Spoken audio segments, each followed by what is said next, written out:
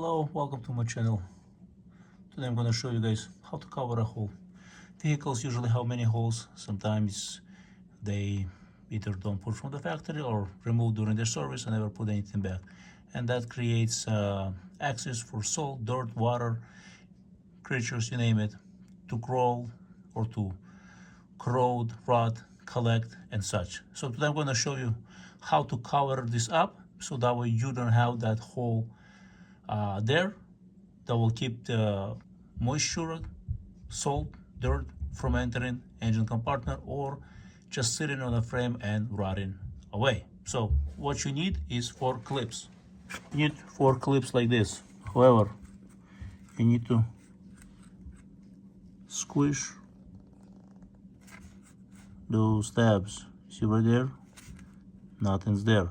Using needle nose pliers so you don't scratch the paint. See the difference? You have to do both sides, front and back, like I did with this one, see? So you don't scratch the paint. But if you have plastic that you're touching, you don't have to worry about it. So for all this, you're gonna need hinder rust to dip it this and protect the area where you're covering. You're gonna need this type of material, rubber, I'll post a link, and tape. You're gonna need something to cut it with, measured.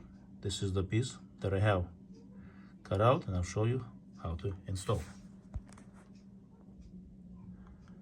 Clips installed.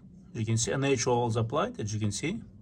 Some running out, but it's all protects from rusting and rotting. So now we're gonna install that piece that we prepared. You slide over.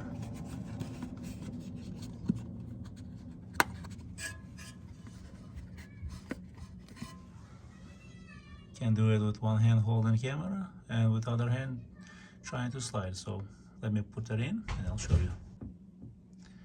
That's it. More natural applied everywhere. It's all sealed. This is 100% sealed, like no water can be moist sit through. Well, no.